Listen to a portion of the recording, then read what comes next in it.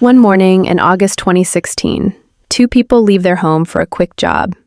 Just a few hours of cleaning on a rural property. Nothing dangerous, nothing unusual. But after that meeting, they are never seen again. Their phones stop working, their car disappears, and for weeks, no one understands what happened to them. Among the missing are Kayla Brown and her boyfriend, Charles David Carver. They live near Spartanburg and are trying to rebuild their lives. Kayla works at a local store. Charles takes on small jobs to make a living. They often talk about starting over, finding stability. So when they're offered a simple job, cleaning a rural property for a few $100s, they accept. The meeting is set on an isolated piece of land near Woodruff. On August 31st, 2016, they go there together. It's the last time anyone sees them. Very quickly, their families report them missing. Investigators begin with the usual theories: family conflict, voluntary disappearance, financial issues. But nothing fits. Their bank accounts remain untouched. Their phones are off. Their loved ones are certain. Kayla and Charles would never just vanish. As detectives trace their last movements, they uncover that final appointment, the cleaning job on a rural property. But they still don't know who hired them, or why.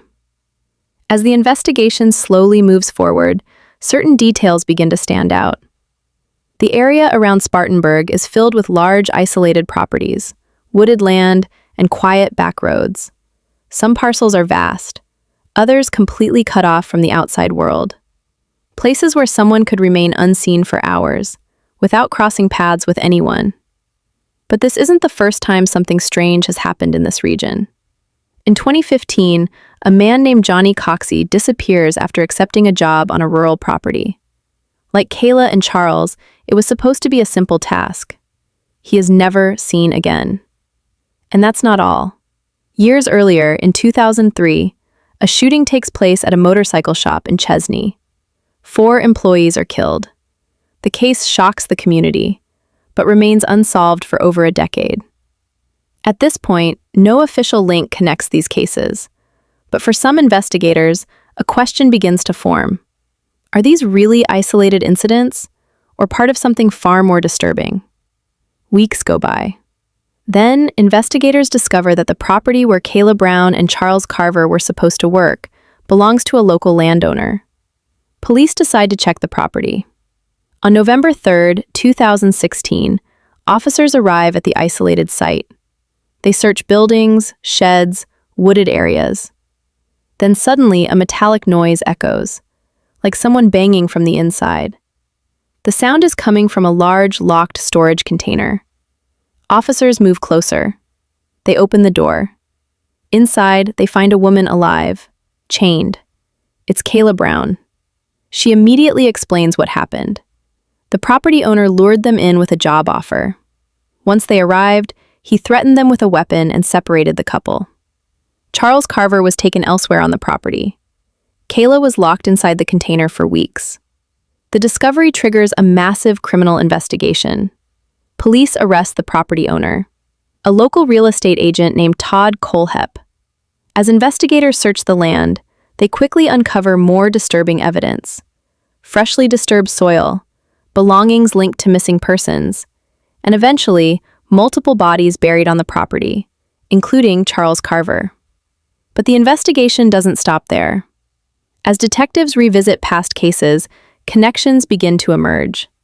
The disappearance of Johnny Coxey, the unsolved 2003 motorcycle shop shooting.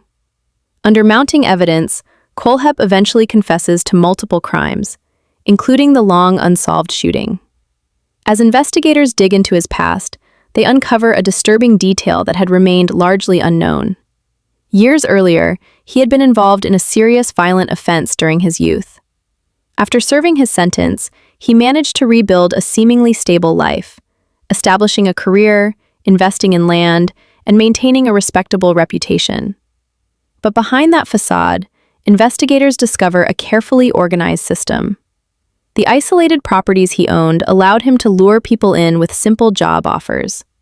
Once they arrived, they were completely cut off from the outside world. In 2017, Todd Kohlhepp pleads guilty to multiple murders and kidnappings.